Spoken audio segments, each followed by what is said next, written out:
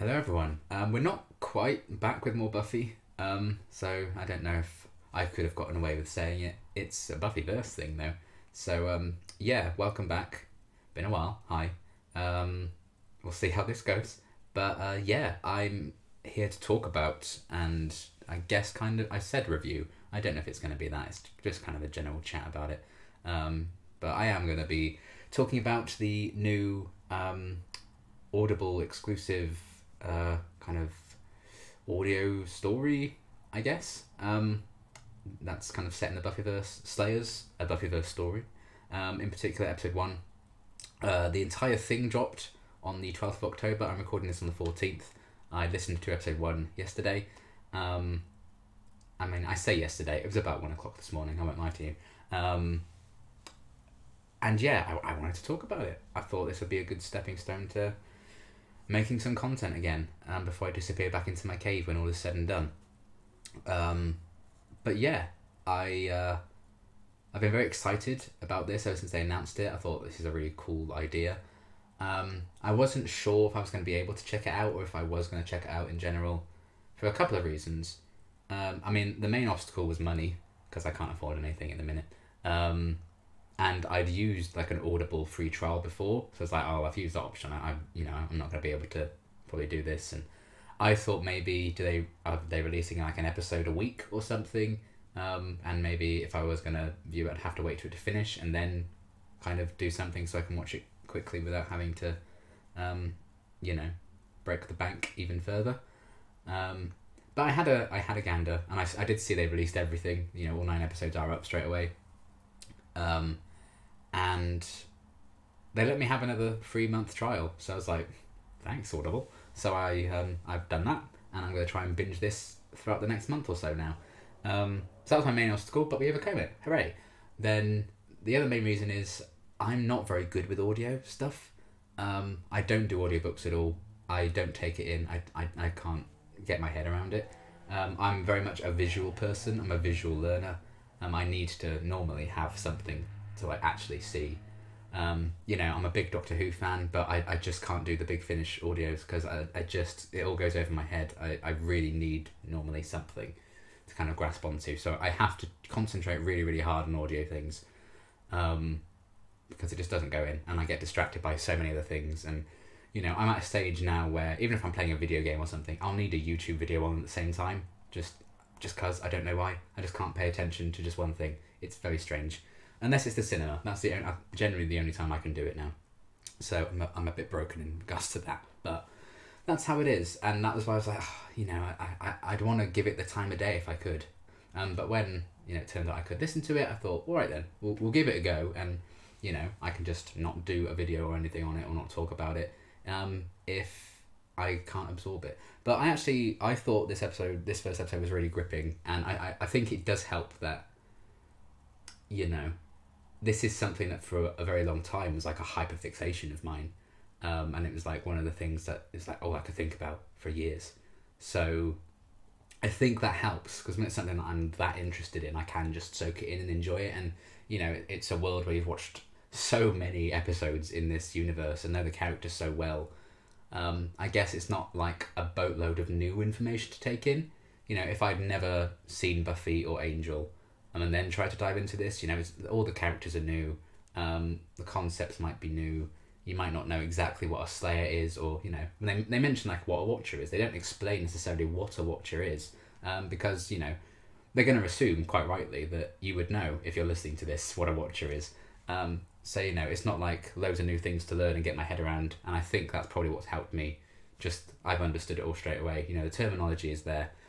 I also found that completely unrelated. I'm rambling already. We haven't even properly got into what's going on yet. I'm sorry. But I found that with Dune recently.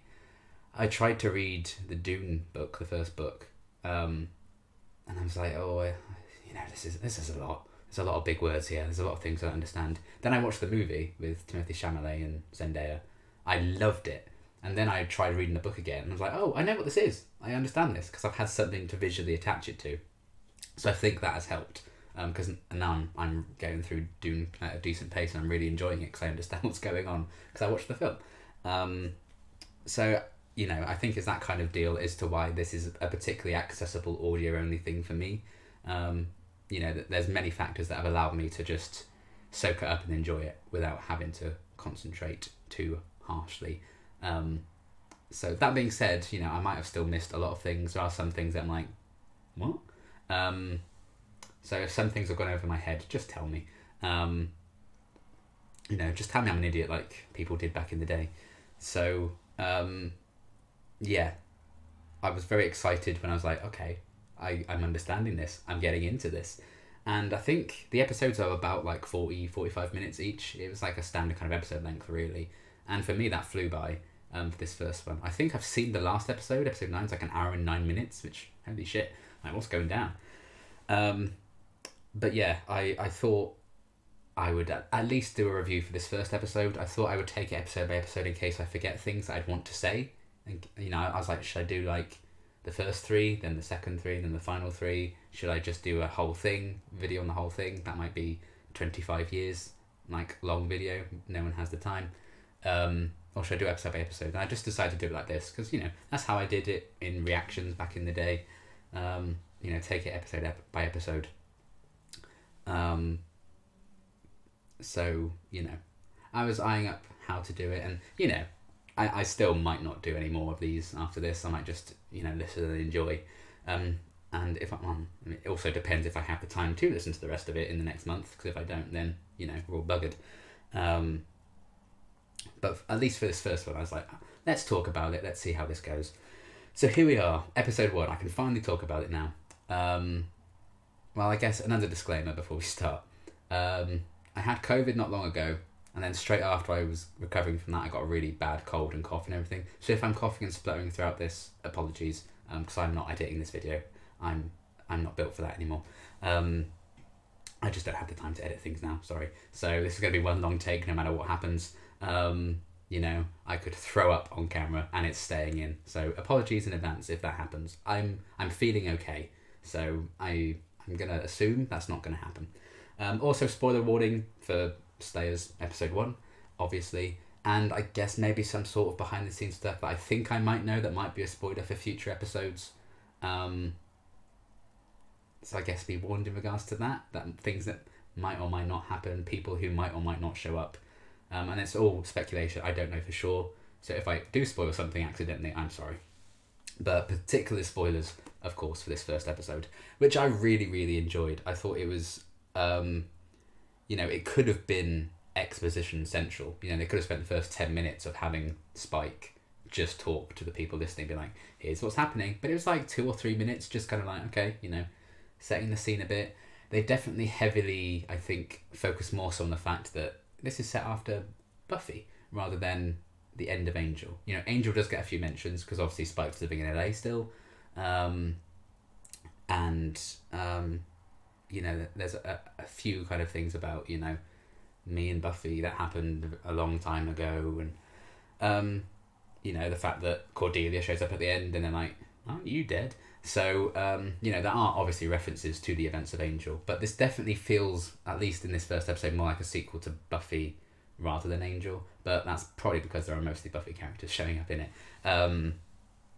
So, yeah, I think that's an interesting idea to kind of lean down that, and again, it's not like total ignorance of the end of Angel, because, you know, this is still happening. And at first I was like, wow, they've really just undone everything. When Spike was like, oh, you know, I hate all the Slayers now, I've got my reputation back, I'm William the Bloody again. And I felt like, God, that's a very disappointing way to start. But obviously we see about halfway through the episode that Spike's actually gone undercover, and, you know, his character development remains intact. So that was good. I was momentarily a bit angry, but you know, that's how they get you. I fell for it, hook, line and sinker. So that was great. And yeah, we kind of just start off. I've got some notes, so I'm just looking down. Sorry. We'll start off with, I guess, the facts. It's written by Christopher Golden and Amber Benson, who of course play Tara in Buffy. I don't know. I think she's going to be showing up as Tara at some point in this, based on where they're clearly going with it, with the story. I can see how it would happen, but I don't think I've got the the image here of the thing. She's not like on the poster for like the main thing. So if we do see Tara, I don't think she's like a main character. She might be in one of two of the episodes. But Amber did at least have a part in writing this, and she's also credited with directing it as well, I think, along with Christopher Golden and Casey Wayland. At least this first episode is directed by them. I think they did all of it. I don't know for sure.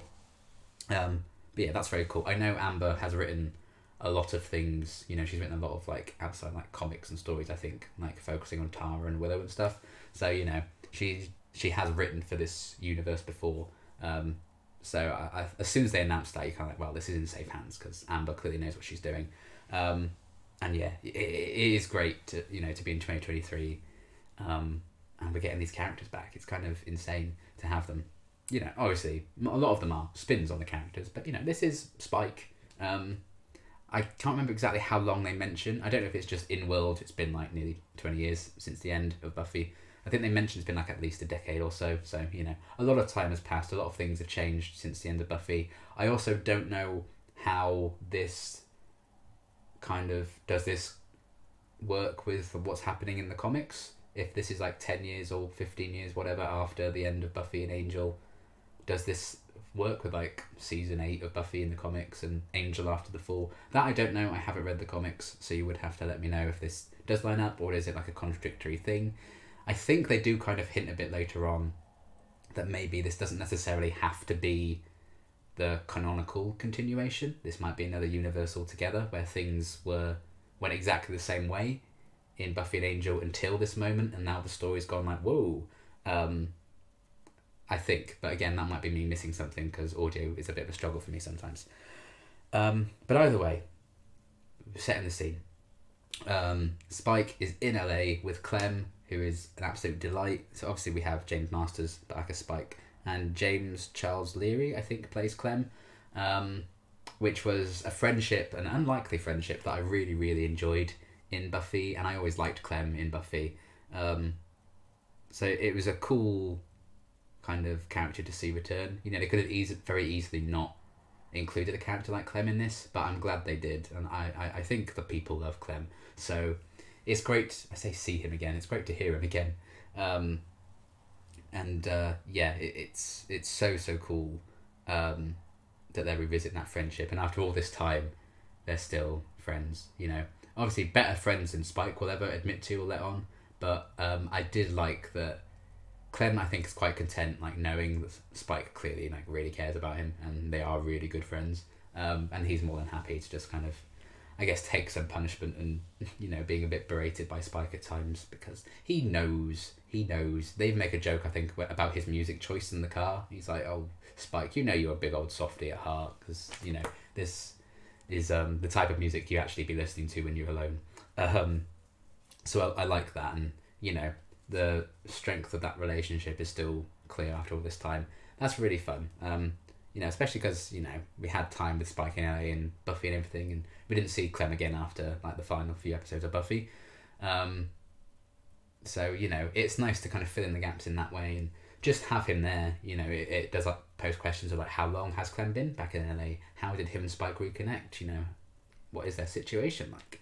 Are they sharing a flat somewhere? That'd be wholesome. So yeah, I really like that it's been a lot of time has passed, but while it seems on the surface a lot of things have changed, some things will stay the same. So yeah, it's just great hearing these characters again, and I think we can talk a bit later when it comes to Drusilla, I guess, about people are obviously older, so I think their voices aren't like just hearing them rather than seeing them and hearing them. It's like, okay, you do sound like kind of different people, but it also does kind of work with this concept for the most part. But I think overall, I think James still has that Spike in him, and he's still a lot of the intonation from like, oh yeah, that's exactly how it used to be. Like I highly doubt Spike has ever been far from James Masters' heart and thoughts. So him inhabiting the character again, it's not really a surprise that he can do it pretty damn well. And yeah, I did like the kind of breaks throughout the story. Like sometimes things would happen and then it's like, okay, now it's time for Spike to just talk to the people listening and like, okay, so here's what's going on with this. He has a lot of like, yep, that's me. You're probably wondering how I got here kind of moments that I really enjoyed. Because I feel like if there's a character who could have broken the fourth wall in the Buffyverse and gotten away with it, it would have been like, what the hell? I feel like Spike could have done that. You know, there'd be like tongue-in-cheek jokes and references, but I feel like we could see Spike just turn to the camera and just stare you down and like talk to you in an episode of Angel or something, particularly Angel, I feel like. And it would just be like, yeah, sounds about right. So, you know, I think Spike just has the charisma to kind of sell that absurdity. You know, I mean, he managed to sell fighting a puppet version of Angel, and it's still like the best thing ever. So, you know, I like that, you know, Spike is like the central character in this. He is the kind of, you know, the one who's from this universe mainly that we're going to be following. And he's kind of talking us through. And when he's at the start, he's kind of saying, you know, about what's been happening since, you know, the end of Buffy and Angel and beyond. How many of the new Slayers have all woken up now. That's kind of changed the dynamic entirely with like demons and vampires and stuff, because they're a bit more wary of trying something or doing too many evil things, because there's so many Slayers now, they're just going to get destroyed and killed. So I guess that's kind of, you know, withered them down a bit, and they have to be even more conniving if they want to get away and kill people and do what they want to do. So I like that idea, and obviously that makes a lot of sense with all these Slayers waking up all over the world and continually waking up as well, which I don't think is even a thing I considered at the end of Buffy, that, you know, it's like, okay, they've woken up all the potentials in the world. I think I had it in my head like, well, that's it then. That's all the potentials. But of course it wouldn't be, because then eventually all the Slayers would die, you know, could just be of old age. And of course new Slayers are going to keep waking up. So I like that concept. Like, this is just a thing that's going to go on forever. And yeah, it seemed like, oh, he's back to his William the Bloody persona. You know, he's kind of got over this reputation of being Buffy's lapdog. You know, he's Spike again, proper evil Spike, you know, the big bad Spike again. And at first I was like, why have they done that? Like, why have they just undone all of that? That seems bizarre. But then of course we do get a bit later on where we see that Spike's actually like working undercover with the Watchers and stuff, and kind of reporting back to Watchers and keeping an eye on these Slayers and stuff, and still trying to fight the darkness. And, you know, Clem's in on that as well. He's kind of helping him out with it. So, you know, I was like, okay, that makes a lot more sense. Like, that seemed like whiplash. You know, I know some things can just use like a big time jump to just do something batshit, knowing that they don't have to explain how it happened. Because, oh, it's been 10 years, it just happens. You know, like, I guess the Neighbours reboot that's just started, you know, a big thing, a big changes are happening, and people are like, what the hell? But they don't have to necessarily explain it, because, like, it's been 2 years, it's fine. So first I thought they were just doing that, which is a trope I hate. But, you know, they didn't do that. So that was cool. And, you know, I think even if that had been just what happened, I think with a character like Spike, who could be very back and forth and things, you know, I think you could feasibly say that maybe he did go back to this. You know, especially if maybe it didn't work out with Buffy in the long term. I could see him just going like full crazy. Oh, I'm just going to be evil again. Fine, screw it. So I think they could have gotten away with it, honestly. But I'm glad they didn't, because, you know, I think they've put Spike's character development first there, above all else, especially, you know, having the soul and all that jazz. So, yeah, I really liked the kind of setup of Spike and Clem in LA. They're in this bar. They're meeting with Miranda, I think her name was, played by Juno Dawson. It's a name I recognise. I don't know where from, but I definitely recognise the name Juno Dawson. And Miranda is a demon who has killed a Slayer's grandmother, I think, and mother and sister, like kind of just destroyed her whole world, basically. And I think nearly tried to kill her, like certainly tried to, and the Slayers ended up in hospital. And she wants to go after this Slayer and like finish her off, or like consume her grief. I think she like feeds on like grief and anger and stuff. So she wants to kind of go and track the Slayer down, and like feed on her grief and anguish and everything. And I think she was kind of making a deal with Spike for him to like come along and help her with that, because, you know, he's trying to keep up this reputation that he's got back for himself, And everyone seems to buy it. All the other demons were kind of sticking up for Spike when they were questioning, like, weren't you, in love with the Slayer and everything? But as he can quite rightly point out, it's like, well, I've also killed a Slayer or two in my time, so it balanced it out. So yeah, cool kind of additional side characters in play. I like that it's not just like all nostalgia based. Like, we are in the era of, everyone's coming back to everything, and like filling in all the nostalgia. The big things at the moment are like bringing things back for nostalgia reasons, maybe more so than story reasons a lot of the time, and multiverses. And obviously, given where this story goes, they certainly are leaning into both those things. I think nostalgia, particularly the Buffyverse, is more than well earned, so that's fine by me. I think it is becoming a trope nowadays that things are just brought back, and it's like, oh, they're back, rather than, is this story actually any good? But I think this story so far is also very, very intriguing. So I think, they've got that balance just right. And there also are some new characters in it, like Miranda and like Indira, who we'll talk about in a minute as well. So yeah, I really enjoyed all the setup with that, and kind of, at this point, you might still believe, I know I did, that they massively changed things up with Spike, and he was just like, William the bloody bastard again. And yeah, Clem was kind of trying to chime in, just doing his best to kind of vibe. He just wants his grape soda. He's trying to stick up for Spike a bit, and Spike's just having none of it. And all of that, the classic kind of camaraderie and relationship that those two have had since, the Buffy days. So yeah, again, some things never change. But yeah, they're making this deal. They are interrupted by Indira, who is a 16-year-old Slayer, who, as it turns out, became a Slayer that morning over breakfast. And she's like a Slayer super fan. She's talking about shipping Spike and Buffy and everything. She's like, I've read everything, She's like a proper nerd when it comes to it. When she realises that this Spike is the Spike, she's like kind of fangirling a bit. And I think the fact that she's using terms like shipping and everything, I like that, kind of giving a voice to the current generation. That certainly, I think, places it in like modern days, maybe more so like more than 10 years after the end of Buffy and Angel or whatever. It feels like it has probably been like closer to 20 years. And again, I don't know exactly, but using terms like shipping and stuff, I think it matches a 16-year-old who would be about today. So that's really cool. She's played by Leia DeLeon Hayes, who I know from God of War Ragnarok, the video game that came out last year. She played Angerboda in that, and she was excellent. She was one of my favourite characters in that game.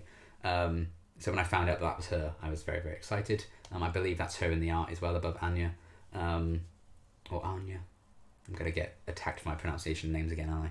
But yeah, so I really enjoyed her in that game. I thought she was one of the best characters in it, and a great performance on her. So when I found out it was her in this, I was like, yes. I didn't find out it was her until after I'd listened to this first episode. But I also thought she made a really good first impression anyway. I really, really like Indira. She's very endearing. Am I right? Huh? So yeah, she kind of bursts into the bar and interrupts this deal and everything, tries to attack everyone, do her Slayer stuff. Obviously, her ass is kicked. She's a newly formed Slayer. It's a bar full of demons. It didn't go her way. And Miranda was about to kind of finish her off. Spike's like, no, we can't attract attention by killing a Slayer in this bar. The owners aren't going to like it. It's just going to attract all the wrong people. Let me deal with her. And Miranda's not particularly pleased with that. I think the deal they were trying to make goes south because Spike is insistent that he's going to be the one to deal with this Slayer and kill her elsewhere. So obviously him and Clem take Indira out of there, shove her in a car, off they drive, and then we kind of find out, they are still, the Spike that we came to know by the end of the Buffyverse on TV, and he's still fighting the good fight. He's still fighting the darkness. He's helping these Slayers out, and I enjoyed that a lot. And yeah, in Indira, again, it does feel like with her, she's like an audience surrogate in a way. She feels very much like the fandom, is like totally obsessed with Spike, and shipping some of the characters in the Buffyverse. And I think that could have very easily been annoying and grating, but there's more to Indira's character right from the off than just that side of it. She's not just the fangirl who can get excited about things. I think one of my favourite parts of the episode, I think, is actually just a little brief scene between her and Clem when they kind of form an understanding and start getting along and become friends. So, little kind of endearing scenes like that, and just character moments like that, where it's not that she's just a big super fan. That's not all she is. She's kind of, fallen into that, and because of her obsession with it, almost, she's like, I don't have a watcher, I'm just gonna jump in, and one will probably find me if I just do Slayer stuff. And obviously that's a pretty reckless and stupid thing to do. But however person she found from doing it, I guess. And she knew exactly kind of where to go to do this as well, just because she's kind of read up on all of this, and she's a big fan of the whole Slayer-dom. And it would be interesting to know, like, are Slayers like just a public knowledge thing now? Because everyone, like, so many Slayers are waking up. Or is that still a very hush-hush kind of thing? Are demons and all that still very under wraps? I'd assume so. But, when there are that many Slayers awakening in the world, maybe that side of things is a bit more like people are aware of it, or they still have to keep it under wraps. Who knows how it all works. The Watchers Council got blown up and they probably had to start again with maybe a new regime, new rules. So maybe we'll learn a bit more about that. Maybe it's just kind of they try to keep things the same. It would seem to be maybe more so that one. But yeah, I really enjoyed Indira, and I think the fact that she stands out in this first episode, which has Spike in it, and it has Cordelia in it, and it has Anya in it, and it has Drusilla in it. The fact that she still kind of stands out, this brand new character who we don't know, and she still, I think, makes a good impression. That's really impressive, I think, for a brand new character here, in the midst of all these other beloved characters that are showing up or getting mentions in it, like Giles. We know Giles is going to show up. He's on the cover of the bloody thing. But, he's not in this first episode, but he does get a mention from Spike, because he tried to contact Giles when he found Indira and everything. But yeah, Indira still makes that impression, which I think is testament to how great the performance is, how great the writing for her is. They've got that balance just right. What I was thinking of with her was Kamala Khan from Marvel. She's like a Captain Marvel super fan, she's an Avengers super fan, then she gets her own powers and becomes Miss Marvel, and she becomes an Avenger in her own right.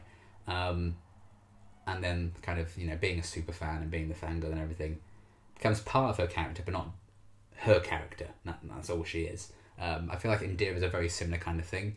And I really like Kamala Khan, so I thought Indira had a very similar vibe, and I think it works just as well here as it does with Miss Marvel.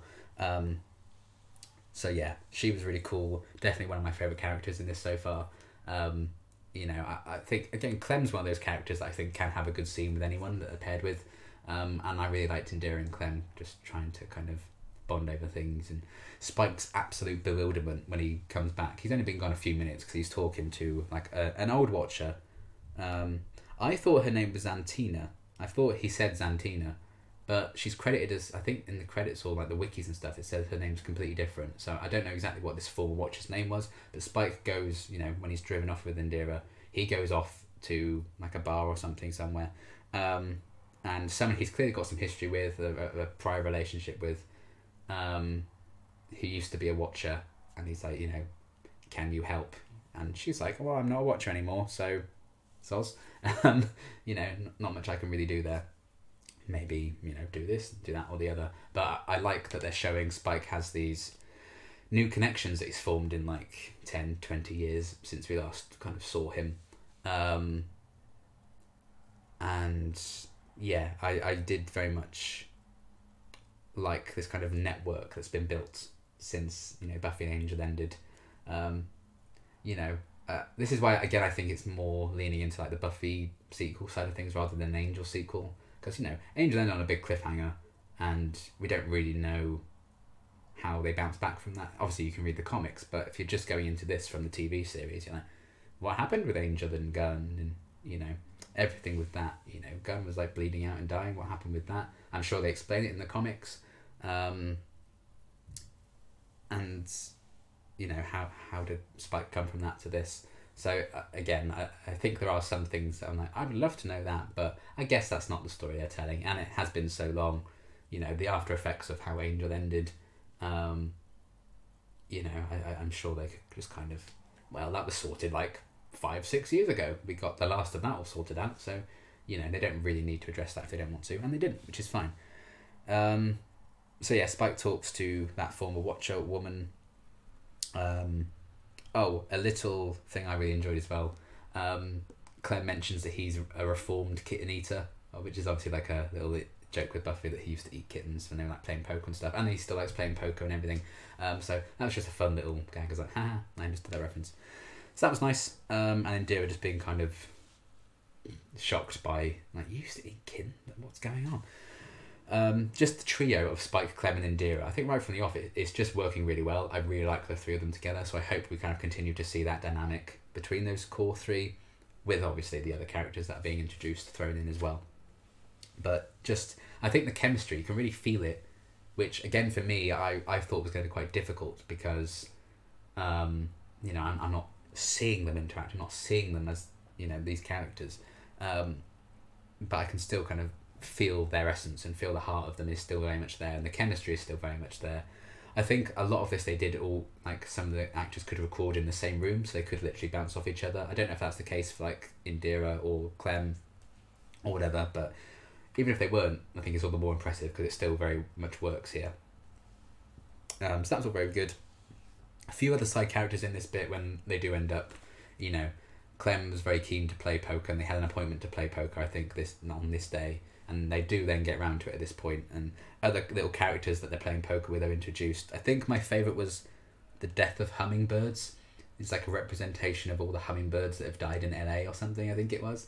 And it's just a very, like, unnerving kind of vocal performance from whoever played them. And it was really, really funny, really cool. And I liked that a lot. Just a little weirdo. I just love a little weirdo.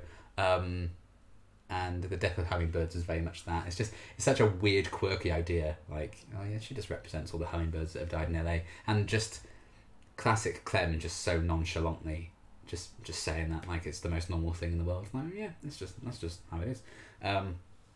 So again, like, we get little snippets of side characters in this, and I think they're all great fun. I just like the little interjections from them, and then obviously our main new character, who is like a big part of the story, is Indira, who I'm really, really enjoying. So, you know, as is often the case with like Buffyverse stuff, I think the characters are front and center. They are, okay, kind of the main thing that they're going with. And they're putting them above all else, and it's really working so far, and I'm sure it will continue to work in all the other 8 episodes. So we had that, and then also at this point they're talking about like Spike's past with Buffy and everything, and this is when Indira starts like questioning him about his past with Buffy and all that jazz, and Spike kind of starts to give like another big speech about love, and like what it means to him now, how it might have changed, which I think was a great kind of contrast to his big speech about love in Lover's Walk. I think that's kind of what they were getting at, and Indira was getting quite excited at the prospect of Spike talking about love in this way. It's almost like, you know, she is a representation of the fandom. You know, Spike's speech about love in Lover's Walk is kind of a big iconic moment that a lot of the fans talk about, and I remember when I got to that in my reactions, you know, people loved that speech, and that was one of their favourite Spike moments. It was one of my favourite moments of season 3, and I got all those kind of comments as well. And it is a great speech. It's kind of, you know, a moment in the show that fans talk about a lot. So the fact that Spike was kind of, I guess, you know, bringing back an old favourite in regards to that, you know, again, a bit of nostalgia stuff, and Indira's getting excited about it. It's like she's a representation of the fandom in that moment. Like, oh, Spike's doing a speech about love. It's like that bit in Lover's Walk. But, you know, it works in Lover's Walk with his whole thing with Drusilla at the time that he was going through, and it was obviously a reflection of Buffy and Angel's relationship at that time. He was trying to lecture them, and now, you know, all these years later, he himself has, you know, fallen in and potentially out of love with Buffy at this point. You know, it makes sense that he would have learned or have a different view at this point. And yeah, Indira getting excited about it and everything. I thought that was just a nice kind of story beat and a character beat for Spike, but also, you know, it felt like one for the fans. Like, you know, we know what we're doing here. So that was really fun. And also in that scene, Clem, you know, as always, is pissing Spike off. And I think it might be my favourite line in the episode. Spike says, "The only thing stopping me from killing you is laziness." It was very funny.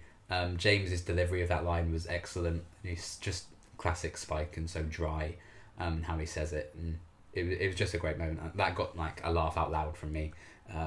As a lot of Spike's one-liners often did. You know, he was always very good at them. So I'm glad he hasn't lost that touch in all these years later.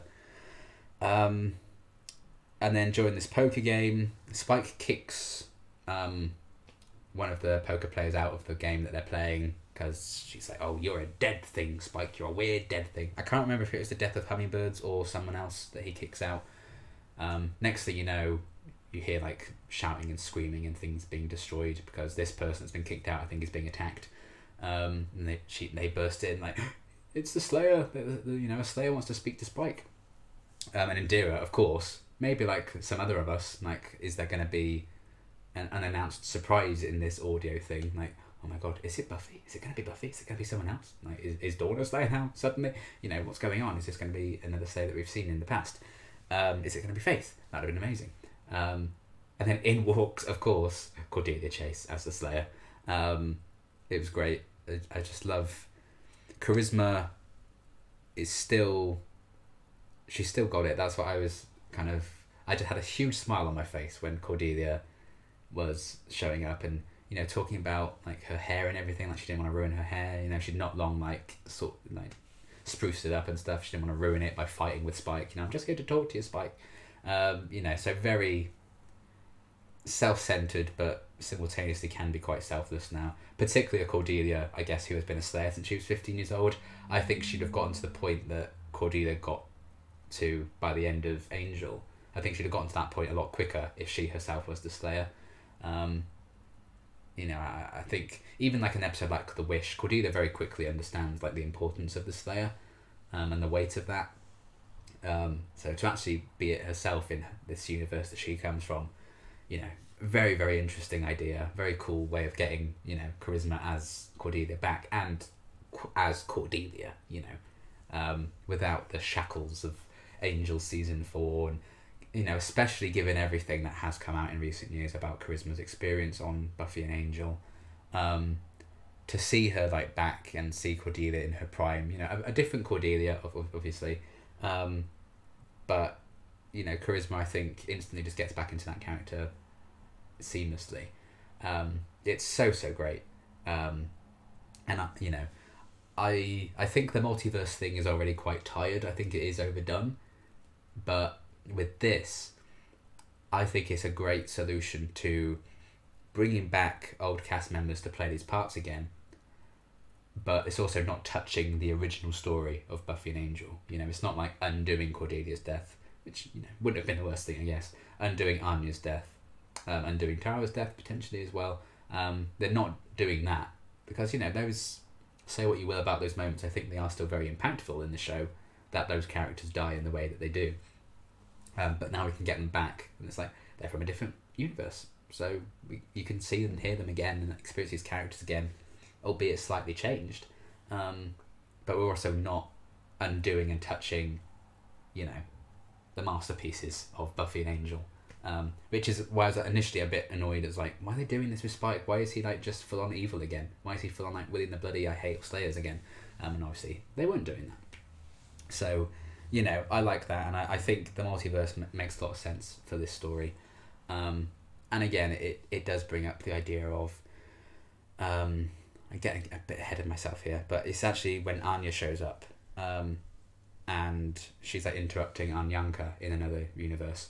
You know, like she's trying to track Cordelia because she's the one who sent Cordelia to the universe where we see Spike and Indira and everything. And she's like, "Oh, should I warn Cordelia that Anyanka's kind of coming after her?" Because of like, you know, is that a potential thing that's happening? And what confused me about that, and I'm thinking maybe is what they could be doing, is she worried about that because this universe with Spike and Indira and stuff is actually just another in the multiverse, and it's not like the one that we followed in the Buffy and Angel shows, so that if it doesn't line up with the comics, if it, you know, if later on down the line they do something, another project in the future, that continues from the TV shows, and this would kind of be like, oh, I don't really know if that fits anymore. You know, you could just say this was another universe where Buffy and Angel played out, and then at this moment it was exactly the same until this, and now, you know, all this is happening, and maybe this is a different universe altogether, so they don't have to say this is canon after the events of Buffy and Angel. They could just say this was just another of the multiverses, because if, you know, Anya's dead in this multiverse, so why would Anyanka be a threat to Cordelia going to the universe with Spike? So I was like, is that them trying to say like maybe this isn't necessarily our universe that we are following in Slayers as the series, or can Anyanka, the one that she interrupted, can she just travel between dimensions and universes, and just track Cordelia through the spell that way, and that's why it could be a potential threat. I wasn't sure which way around that was. Again, maybe I missed something. Maybe Anyanka can just travel between universes. Probably wouldn't be too surprising given her power set. So that was the one thing I wasn't sure about. But it's something that could be set up as like, you know, if one day we don't need this to be canon, and, you know, if some people don't necessarily like how it plays out or whatever, they can say like, it doesn't matter because, you know, this is just another universe in the multiverse. It's not actually the Buffy and Angel universe, and we're carrying on from that. So, you know, I guess there's a bit of wiggle room with that, ultimately. We'll see. Maybe, again, I just missed something and you can tell me I'm being an idiot. But still, that was me getting a bit ahead of myself, but it felt relevant to the conversation there. But yeah, Cordelia comes along. She is the Slayer. I don't know how old she's supposed to be at this point. But, you know, it feels like she's quite experienced as a Slayer now. She doesn't know who Buffy is. Spike in her universe is dead. She has come, she's been sent, and we later find out that Anya is the one who sent her to this universe with a spell. She has come for Spike's help. And as exactly as I was thinking, why Spike? Why does she need Spike in particular? Spike then's like, why me specifically? Do you need? I was like, well, you know, I'm obviously thinking the right thing at the right time, which I think is a sign of very good writing there. And yeah, so she comes along. She's a Slayer. Everyone's kind of freaking out, like, shouldn't you be dead? And she explains that, well, I'm just from a different universe, and my universe is in danger. I may be the Slayer there, but this is one fight that I'm losing, and I need your help. You know, the big bad in my universe is threatening everything, and you know her intimately. So, you know, I think you're the best person to come along with me and help stop her, because you know her inside out. So that made a lot of sense. And at this point, I would have been like, who is this? And I still was a bit like that. I'll be honest, I either forgot or didn't know Drew was going to be in this, until I saw that she was on this cover. When I pressed play on episode 1, I was like, Drew? I feel like maybe they did announce that, and I forgot or went over my head or something. So I then was like, okay, so she's going to be showing up in this, and I was like, oh, that's probably who she's talking about. But then they immediately cut to Anya, and it was like, you know, it's the big bad of my universe, only you can stop her. And then it just cuts to Anya. It was like, wait, is Anya going to be like the villain in this? Is Anya like the big bad in wherever Cordelia comes from? So I like that kind of cut, kind of like maybe a bit of a fake out, throw off kind of deal. Because, you know, Spike and Anya very briefly had a thing in an episode. I was like, I guess he kind of knows her intimately in that sense. So I did enjoy that fake out, but it, you know, very quickly becomes apparent this is just Anya from the universe where this Cordelia's come from. She's the one who sent Cordelia there with a spell. She still works at the shop. I'm guessing it's the magic box that she works at. She has a dog. I think his name was Jasper. It's either Jasper or Jesper. I think it was Jasper. And I loved her introduction. Again, I do think she, for me at least, because I'm not visually seeing it, I thought she sounded quite different. But very quickly I was like, oh yeah, this is definitely Anya. I loved the joke of her being like, no, you know, she was saying to her dog, like, you're not going to trick me. I'm not going to call myself mummy in front of you when I'm talking to you. And then like the very next line, she's like, and mommy doesn't want to do this. And then she catches herself having said it. She's like, for God's sake, how did you do that? And I really enjoyed that. Like, it still feels like she's being caught off guard, that she's human, and that just happens to her. Obviously, we don't know this Anya's story, You know, maybe she became human in a different way. You know, was her and Xander ever a thing? So many questions with that. Anything could have happened to this Anya, but it still feels very true to the character. Because, you know, across all the multiverses, you kind of want all the characters to feel, at least in their heart, you know, they're the same character. Otherwise, what's the point, you know? So I really enjoyed her kind of introduction, and, you know, Emma Caulfield, again, giving a great kind of performance there. And, you know, she's on the phone with a customer who's like, you know, no, we don't sell Harry Potter things here. Like, it's not that kind of shop. We're selling like the legitimate stuff. And her just like, oh, I hate humans. So, you know, keeping the core of her character the same, which I really enjoyed. And just that whole kind of opening bit with her, I really, really loved. And yeah, while she's kind of doing a spell to check on Cordelia, who she obviously sent to Spike's universe, she, I guess, while traversing the way she's keeping her tabs on Cordelia, she accidentally interrupts herself in another universe altogether, and obviously she's Anyanka in that universe still. She's still the kind of vengeance demon, and Anyanka senses that she's being watched by this.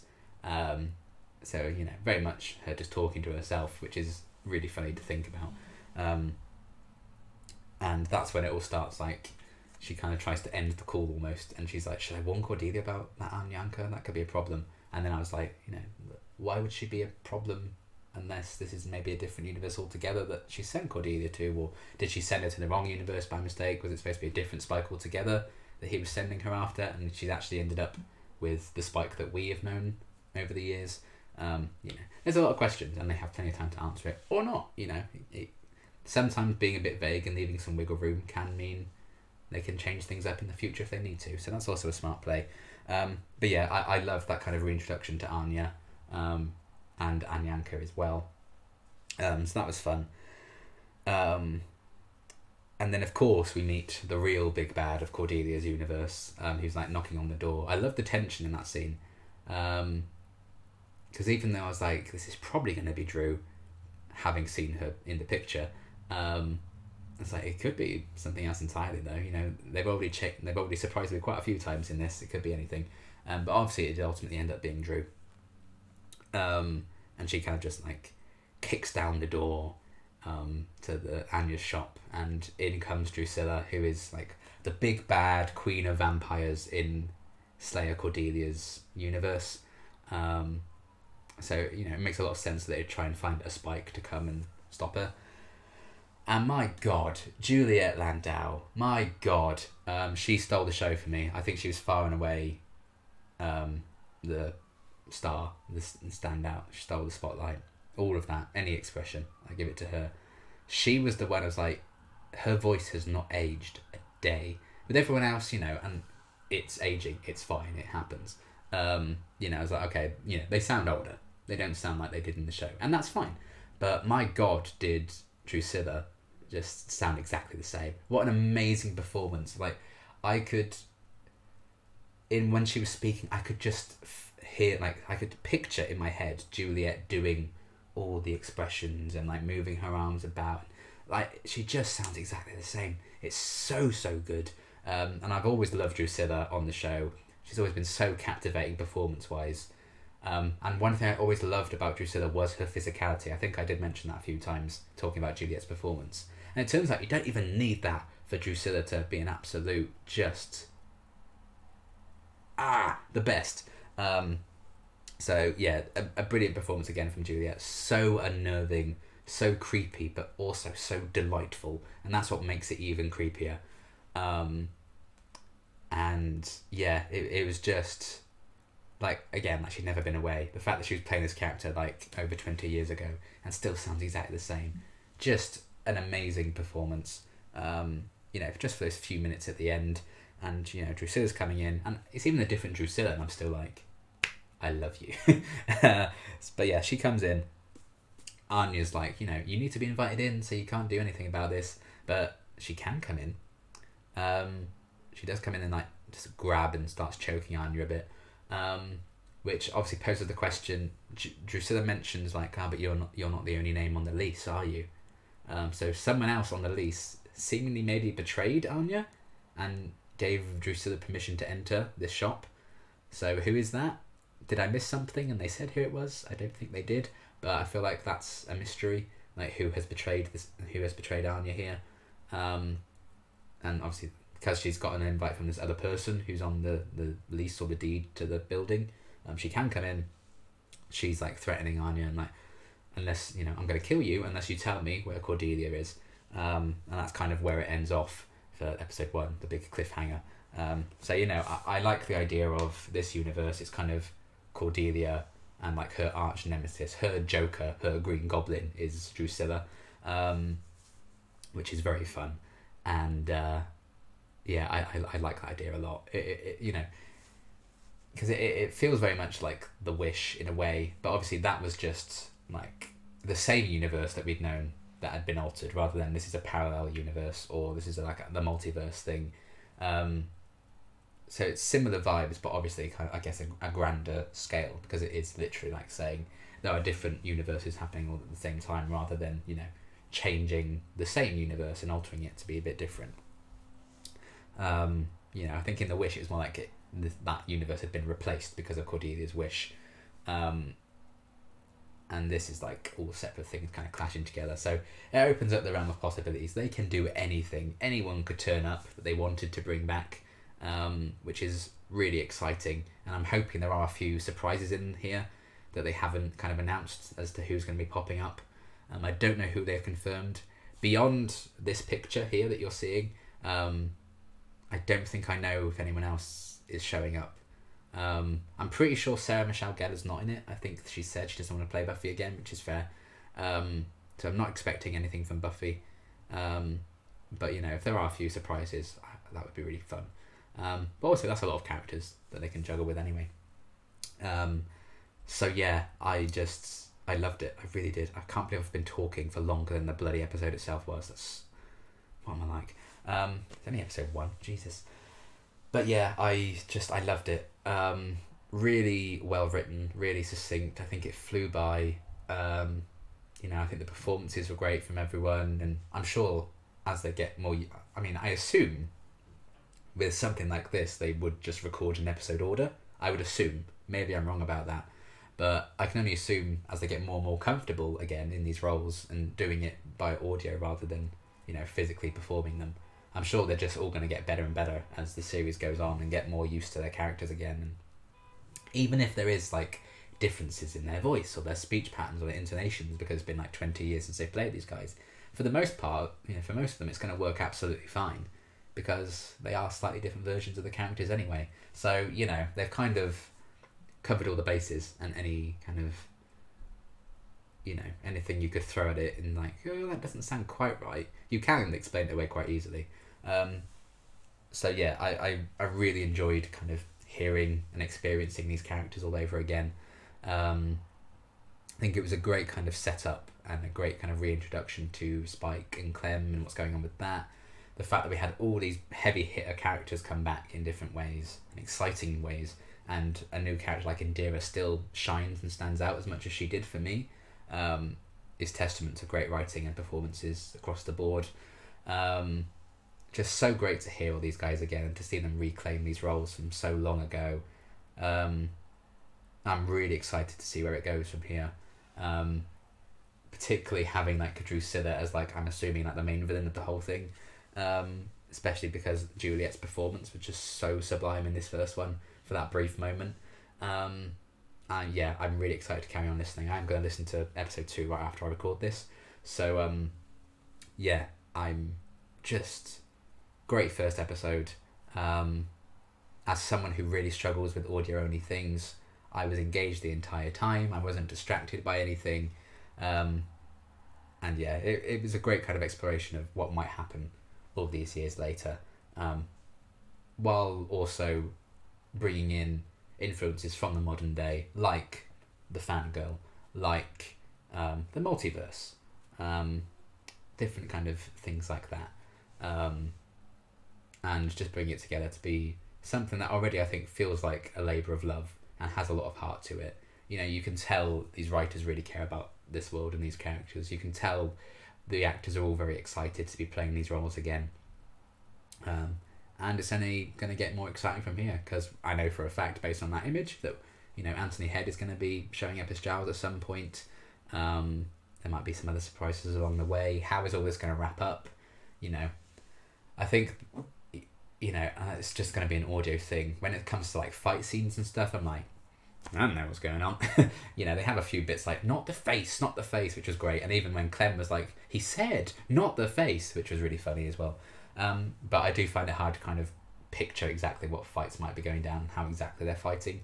But, you know, that's when it's audio only. And they're doing the best they can. And I do think, like, the sound effects and the secondary voices and stuff, you know, they have a lot of other people that's just doing, like, screaming and shouting in the background for, like, busy bar scenes or whatever. All that sounds great. I think with sometimes that can feel a bit like, oh God, this is just, you know, I have listened to some Doctor Who audios, I've tried to, and I'm like, you know, when they're just walking along and opening a door and stuff, I'm like, oh, I don't know. But I think they've picked some good sounding stuff for this so far, and I look forward to seeing where it goes. There's still another 8 episodes, and yeah, the entire thing I think is like over 8 hours long. It's like nearly 9 hours, maybe 9 hours long. So, you know, a really kind of a beefy thing, a beefy product here. So I'm excited to dive back into it and see where the story goes. But what an amazing first episode. I thought it was very well written. I thought all the characters were incredibly strong. Great vocal performances from all of them. You know, I imagine it's very hard to even get remotely close to capturing how the characters used to be when you can't see them physically performing them. Obviously, they can physically perform a bit in the booth when they're recording it, but they can't like walk around and do everything, which I think would help. So, you know, the fact that they're even half as recognisable of these characters would have been an incredible feat, and it's obviously much more than that. So, you know, it's great to dive back into the Buffyverse and to see what they're going to do with this story. It should be very exciting. And yeah, I guess that's kind of my, I was going to say brief thoughts on episode 1. I've been talking for an hour, but yeah, so apologies for rambling as I always do, but yeah, I really enjoyed this one, and I look forward to more. I don't know how this is going to go down. I might not do any more of these. If you are interested in hearing my thoughts on the other episodes, do let me know, and I'll see if I have the time. You know, it's currently the weekend, which is why I have the time to record something like this. You know, during the week, I'm not sure I'd have the time to record anymore, so it might take a good while for all these to come out if I were to do them. But do let me know your thoughts, and let me know, you know, what you thought of this first episode. If you've seen more than that, beyond that, if you've seen the entire thing, again, let me know your thoughts, but obviously spoiler free, please. I mean, I don't really check YouTube comments anymore, but I will try and dive in and check these ones to, you know, say hello to some old friends, I'm sure. But yeah, that's kind of my thoughts on the first episode. I hope you've all been enjoying it. You know, it has been out for a few days now, so I'm sure most of you who are, you know, seeing this have listened to most of it. But yeah, I really enjoyed it. It's been a blast. So I look forward to more, and it's just been nice to dive back into the Buffyverse for a little bit. And yeah, I hope you enjoyed this kind of discussion or review or whatever anyway. And potentially see you next time. Or I'll just see you whenever. But nonetheless, thanks for watching.